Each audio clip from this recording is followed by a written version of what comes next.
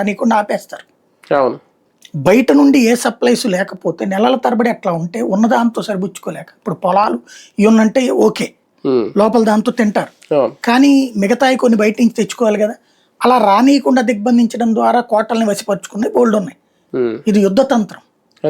యుద్ధతంత్రం, యుద్ధంలో ఇది ఒక పార్ట్. దిగ్బంధించడం అనేటటువంటి శత్రువుని బలహీనపరచాలంటే శత్రువుకు ఉన్నటువంటి బలాన్ని దెబ్బతీయాలి.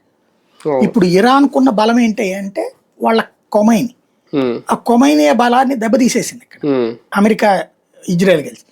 ఇక్కడ జరిగిన ఒక పరిణామం ఏంటంటే మనం లైట్ తీసుకునేటటువంటిది మనం అనేక సార్లు నేను ప్రస్తావించా, పెను ప్రపంచ యుద్ధం వైపుకి దారితీస్తుంది.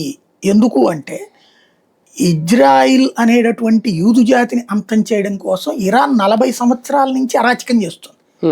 40 సంవత్సరాల నుండి ఇజ్రాయెల్ చుట్టూతా హౌతీ అనే తీవ్రవాద వ్యవస్థతో యెమెన్ మీద పడేసి ఆ ప్రభుత్వాన్నే కూలగొట్టి వీళ్ళ చేతిలో నడుస్తోంది. అది ఇరాన్ వాళ్ళ సైన్యం, ఇరాన్ తయారు చేసిన తీవ్రవాద సైన్యం హౌతీ.